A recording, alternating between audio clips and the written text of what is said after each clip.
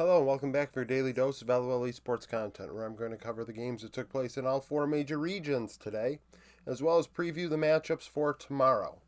Predictions: 8-3 on the day, 95 and 46 on the season. LCK, Nongshim, HLE. HLE went 2-1. Doran was my MVP, going 13-3 and 8 with a team leading 33% of damage. Delight 2-3-21 at support. Call Me 6-8-12, 33% of damage in the loss for Nongshim. So how did this one transpire? Well, game one, HLE kind of ran the show. Sylvie miles behind Peanut on everything. Peanut finding time to go everywhere. Went top once, went mid, went bot a couple times, took both grub spawns as well as took both Drake spawns. At the end of the laning phase, HLE had a 3.5k gold lead at about 15 minutes. 28 CS lead in the jungle, 30 CS lead in mid lane. Doran on the Udyr, a menace, just running in and soaking up all the damage and then killing everybody. Like, it was honestly, that may have been the best Udyr game we've seen all year. It was truly, it was something to behold. I mean, Nongshim couldn't kill him, and they were just dying. They were just dying at his whim. Zeka on the Tristana, solo kill in this one. It was just that one was a blowout in game one. Game two, Nongshim respond at 16:30. They have a 1.5k gold lead. CS lead for HLE in top and mid, low double digits. But Nongshim were able to get to the bot lane and help Jiwoo get ahead. A slight lead for Nongshim's bot lane after the end of laning phase, and then Jiwoo's Lucian was able to get a 2v2 kill and get the game really going in their favor. This followed Doran getting a solo kill on the Rumble, however, which is part of why he ends up being MVP as well. He getting solo kills into Din Din. Sylvie on the Poppy did some good things in game two, recovering. He was up Peanut's ass at that point and was not going to let Peanut really gap him like he did in game one. Game three, once again, Nongshim slight gold lead at 16 minutes when the first tower fell. Peanut 13 CS lead. However, it was much slower, as is the case with game threes. Both teams now afraid to lose, no longer willing to risk anything. HLE, you don't have to tempt them. They will take the foot off the gas if they must. Zeka was dominant on the Corki, and Delight on the Rel. His setups were really nice. He had a solo kill at one point, I think, roaming mid lane. He was everywhere.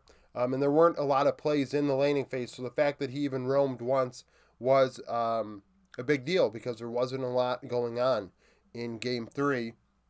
And, HLE win as expected.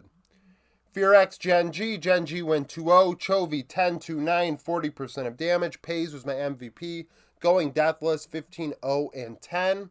Closer 1-4-4, 24% of damage in the loss as we had a wide damage spread. Game one, Genji slight gold lead at 16 minutes, 1.3k gold. Everything was very close, but one thing for sure was that Willer was lagging behind Canyon. In terms of making plays, it really wasn't there. He did go topside a couple times, got clear into a good position, but the fact of the matter was there was only 4 CS ahead of Keen at the end of laning phase. Like, there was gold there on clear, but he was literally all they had. Like, Willer gave everything else up. So when team fights started to occur, it was Rumble against what was Pays on the Callista, and then later Chovy on the Corki, and he couldn't match it. He simply couldn't do it in game one, as Pays, like I said, went deathless. He may not have led the team in damage, but he was finishing off the kills with his Rens. Game two, once again, close at the end of laning phase, but laning phase was only 10 minutes long. Genji's bot lane really ran it in game two. 1.6k gold lead at 9:45.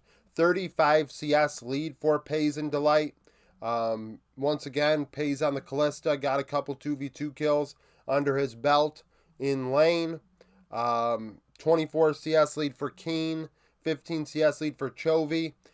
Genji clearly wanted to go topside to not allow what happened in game one to happen in game two. And even despite their efforts, Fearx would go bot a couple times and could not stop the bleeding. Willer on the brand was really all that Fearx had. That was a trend throughout today.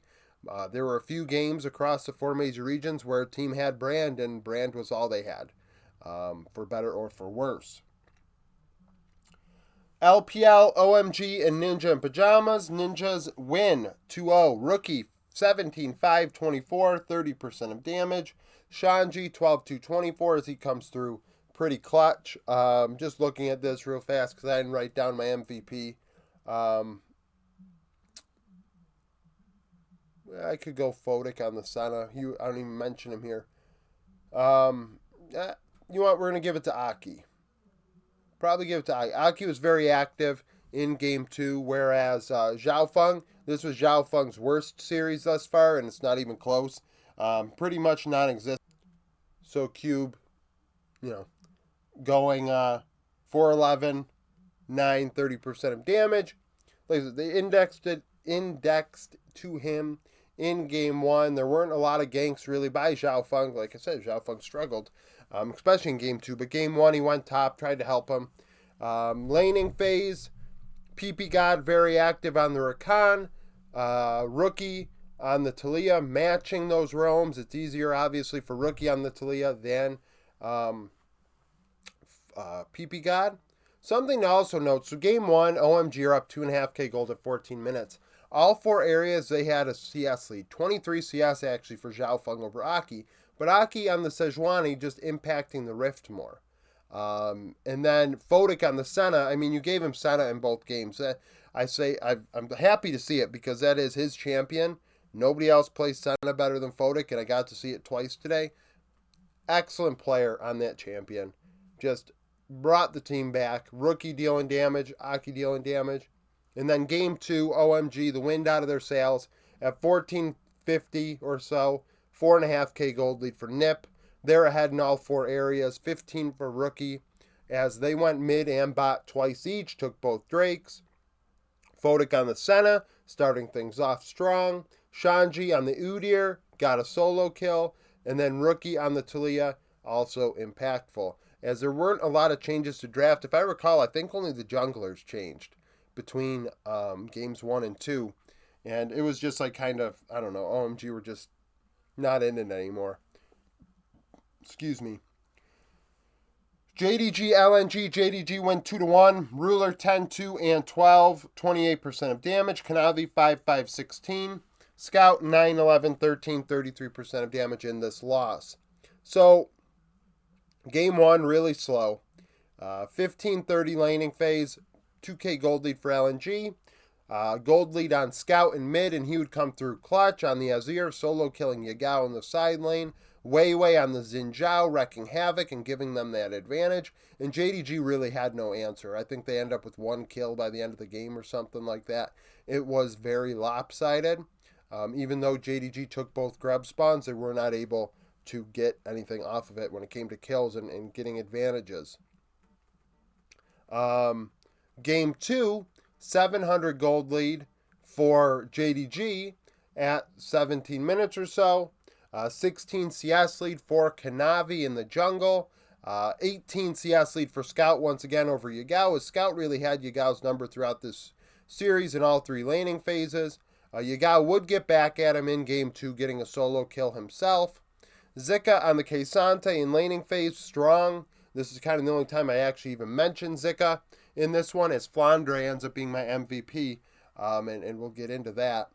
Kanavi on the Xin Zhao, matching that aggression. I mean, Zika's the star of the show during the early game and first team fight. Kanavi, star of the show for JDG. Yagao takes over, gets a solo kill on Azir, and then Ruler on the Varus is dealing a ton of damage to end it. That's why he leads the team in damage when it's all said and done. Game 3, 13-30 laning phase, 1.5k gold lead for JDG. Zika's actually had almost 20 CS over Flandre, but that wouldn't make a difference in the final team fight of this game. At Elder, Flandre on the Aatrox dealt the most damage in that team fight and was the most impactful, in my opinion. And that's what won them the game. You know, some people probably look at the kills and who got the kills, who did this, who did that. but Flandre was the one dealing the most damage, so he gets the MVP for me.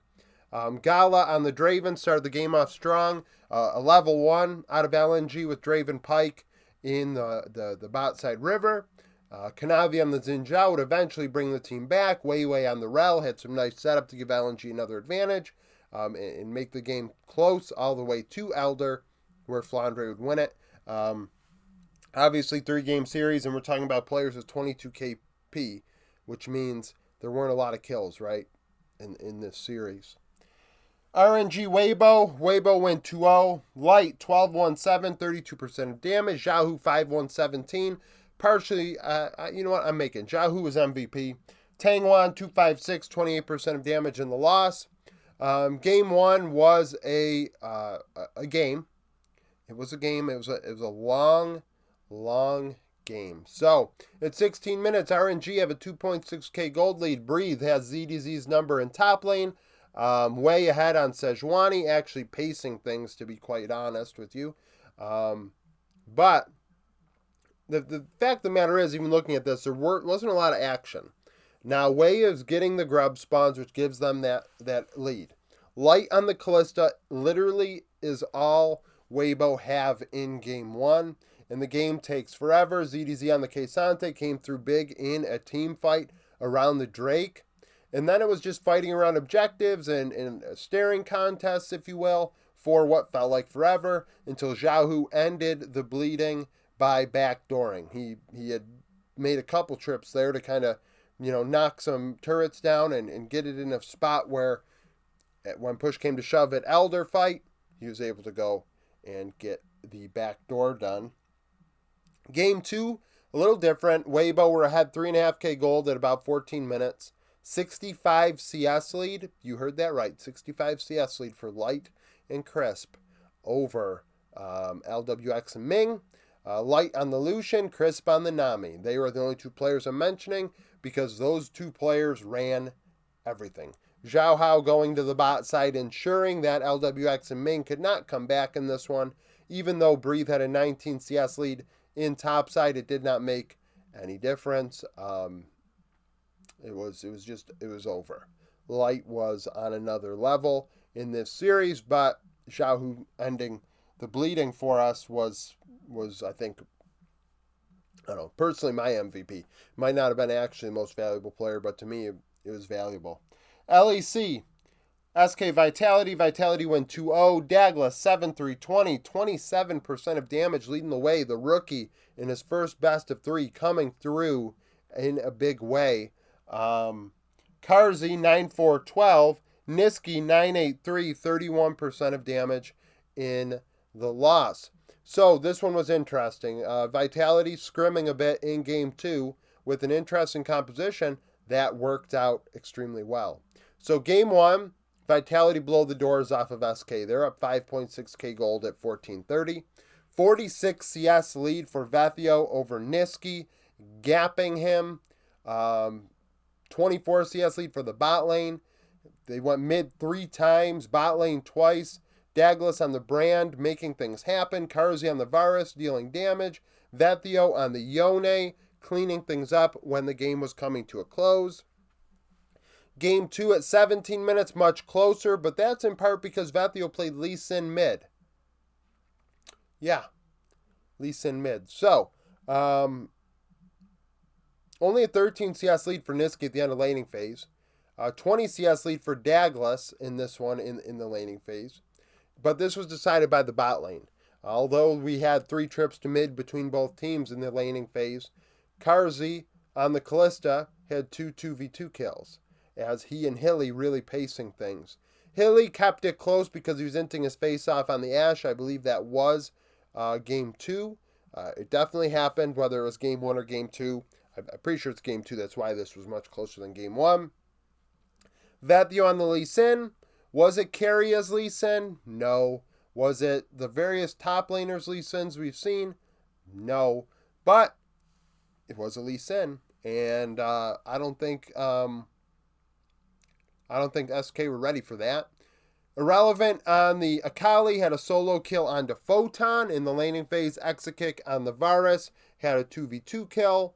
but it just wasn't going to be enough. Douglas was playing out of his mind. I mean, not even out of his mind. He was playing like the prospect that he's, going to become as a full-time player over this year. And the bot lane of Vitality really flipping heads in this one. Mad Lions, Koi, Fnatic. Fnatic win 2-0. Noah, 13-2-13, 30% of damage. Razork, 5-4-19. I think I'd probably make Razork MVP. Mirwin, 5-9-12, 30% of damage in the loss. I think he played Zach and Jace. So game one, big lead for Oscarinen, 48 CS over Mirwin. And I was being told in the Discord that Mirwin was going to father Oscarinen, but I don't think that was the case. Two young top laners that I have a lot of high hopes for, but that's who won today. 22 CS lead for Humanoid over Frascawi. Humanoid on the Tristana actually had a solo kill. Razork was on the brand and was just doing brand things. We don't see many bad brands, to be honest. Sup on the Callista, did well at times. Definitely better in game one than game two. Elyoya on the Belveth, keeping it close for quite a while. I'm not a big Belveth fan. I've never really been a big Belveth fan. So, he did work on it, but Fnatic were just much better. Game two, closer laning phase, only 400 CS difference, and Mirwin ahead 33 over Oscarinen, so return the favor from game one. Razork up 20 over Elyoya. Bot lane of Fnatic ahead double digits as well.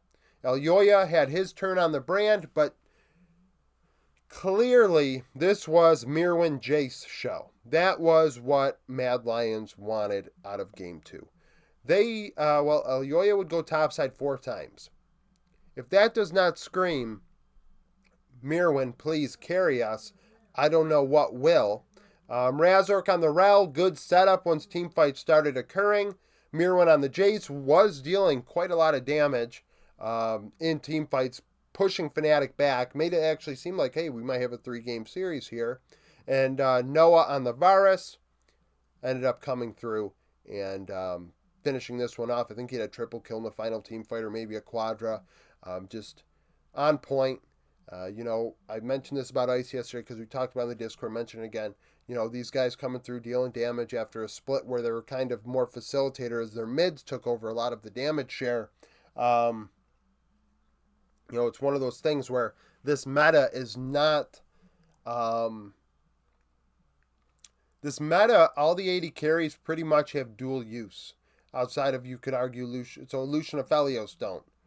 Aphelios, I guess, has the root or whatever, but let's be real. It's not quite on the same level as like Jhin or Caitlyn or Varus or Ashe or even Callista when it comes to utility, in my opinion. So we see a lot of utility 80 carries they could build either way depending on how your team is spreading the gold out. And Fnatic is a lot like BDS in the way that the mid is getting a lot of gold. But I will say, Fnatic, Razork should be getting more gold than Sheo. The BDS doing what they're doing doesn't make much sense. But regardless, Fnatic win 2-0. LCS, FlyQuest, Dignitas. FlyQuest would win. Masu 5-1-4, 27% of damage. Inspired 0-0-12. Rich 0-4-1, 27% of damage in the loss. Dignitas kind of threw this one. So at about 17 minutes, they have a 2.5k gold lead, double-digit lead in top and bot. However, although Ole had a 2v2 kill on the Tahm Kench, Tomo as well on the Senna, and you would think knock FlyQuest out of this game and the bot lane out of the game. In the end, the bot laner ends up leading the way. And Jensen on the Tristana was the player that got all the kills. Now, he didn't have the best KDA or the most damage. He ended up with the most kills, though.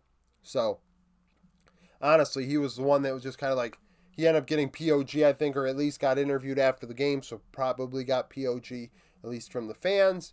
And I guess myself as well. He was the one that was getting all the kills, so I guess you got to give it to him. But Inspired, I thought, played well. And Masu coming back from a rough early game. Got to give him, his credit. Team Liquid, Cloud9. Cloud9 would win. APA 202, 41% of damage. Yeon 203. Berserker 110, 29% of damage and loss. Similar to the last Team Liquid game yesterday, or even the day before, to be honest. I try and just erase this shit from my mind. This was a terrible game to watch. I hated watching it. 1K gold lead at 13 minutes. C9 were ahead in all 4 areas, but their team composition was not in a place that actually could win the game. Like it did thematically, it just did not make sense. It did not go well into Team Liquid's at all. And it was just a staring contest as Team Liquid took objectives. And the Ziggs is dealing damage. And Yeon is not dying. Nobody is dying in this series, this game. And I mean, I don't really know what else to say. It was a struggle to watch. As Team Liquid beat Cloud9. Cloud9 have lost 4 straight. You know, everyone thinks the team is falling apart. I think if anything, this is the team could fall apart. I'm not going to say it has yet. I mean, I'm not going to do that. But I do think you have players on this team that don't know what losing like this feels like at this level, right? You know, you have a super team. Do they really have, how many of them have 4-game losing streaks over a couple-week period under their belt where they have to find a way to win, find a way to fix things and adjust? That's definitely a part of this, which is also why, you know, when you send a super team to an international event, they might not, I mean, frankly, if they have not lost or they have not struggled before in a way that they needed to adjust and change their style to adapt to what is happening, they will not win. So, now or never to figure out if Cloud9 can do that. They shouldn't have one win on there. That should have been over on Liquid's side. 100 Thieves, Shopify, 100 Thieves win. Meech, 6-1-14, 30% of damage. Quid, 5-2-12. B-Voy, 2-3 and 8, 33% of damage in the loss. We'll go with Masu being MVP on the Senna. Boogie on the Brand really was one of those games, like I said, where Brand was everything. So he went mid, he went bot, really pacing River. River didn't get a lot done, in my opinion, in the laning phase first 15 minutes. It was just 100 Thieves imposing their will on Shopify. 22 CS lead for Sniper over Fake God. 35 for Quid over Insanity. And it was also a game where we had a Scion versus Aatrox mid lane matchup. We have 4 top laners in the game. So it was a melee slugfest, which helped Brand. Now, Sniper on the Olaf in the team fight started being a menace. Ended up being POG on many people's lists. He got the interview after the game. Masu on the Senna, when the game was, you know, starting to get a little lopsided, started racking up the kills and getting the damage dealt. You know, 100 Thieves getting better. It's a team that I picked to go to Worlds, as if there were 4 teams in the LCS, which, of course, I mean, I'm not, you know, ridiculous, but at the same time, you got to cover your bases. You know, this team, can get better and better. That's what's important. Immortals NRG. Immortals would win. Mask 2-2-10, 29% of damage in mid, I think, on Orianna. Armeo 109. Palafox 037, 38% of damage in the loss, as he seemed so close to getting a couple kills and the player getting away with like 100 DPM or less. Laning phase, NRG had a 2.2k gold lead at 17 minutes, in part because they took Grubs and Rift Herald. Tactical on the Varus was effective for Immortals, and it felt like was effective for them pretty much the entire game. More so than Jhin for FBI. The Jhin was just like, I didn't like the Jhin spot at all. Contracts on the Viego, keeping NRG in it. I think he had a triple kill in the laning phase as the game went to the mid game. Castle on the Aatrox frontlining seemed like Immortals. I mean, he was Immortals frontline, but it seemed like NRG could not kill him, no matter how much they really tried to. And indexing on him allowed Immortals to just deal damage on the rest of the NRG members. Contracts over pursuing. Palafox getting caught out a couple times. Dokla struggling. You know, just a bad game for NRG. As, 2-2 in the LCS today. That is what it is.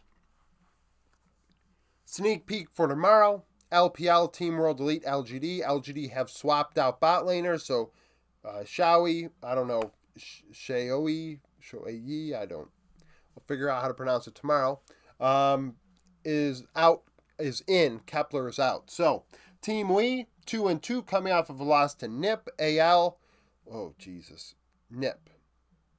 We're talking about AL because LGD lost to AL. They're also 2-2. Last time they played, LGD won 2-0. Half the starters are the same. Meteor and Jin Zhao went 8-6 and 53, 18% of damage in the win. Hang and Iwandi 4-18-25, 28% of damage in the loss. Ultra Prime and AL. Ultra Prime 1-3 coming off of a win against FPX. AL 2-2 coming off of a win against LGD. Last time they played, Ultra Prime won 2-1. Only one of those 10 starters are playing in the game tomorrow, series tomorrow. And that is Doggo on Ultra Prime. He went 17-6 and 19, 33% in the win. LEC Vitality 4-5 coming off of a win against SK. BDS 7-2 coming off of a win against Team Heretics. Last time they played, BDS would win. Nuke 8-8, 28% of damage leading the way. Vethio 3-5-1, 18% of damage in the loss. Following that, Fnatic and G2. Fnatic 5-4, coming off of a win against Mad Lions Koi. G2 7-2, coming off of a win against Giant X. Last time they played, G2 would win. Hansama 10-3-12 and 30% of damage, 32, close. Noah 8-6-7, 30% in the loss. So, good series tomorrow in the LEC, LPL. The second series kind of ugly. First one, imagine if these teams were at the same level they were last year. Oh my God, tomorrow morning would be an absolute just tough watch. But now it's just a meh watch instead of a tough one. Thank you for watching. If you liked the video, like it, subscribe to the channel for daily League of Legends content. Follow me on Twitter, join the Discord, become a YouTube supporter, and hope to see you again tomorrow.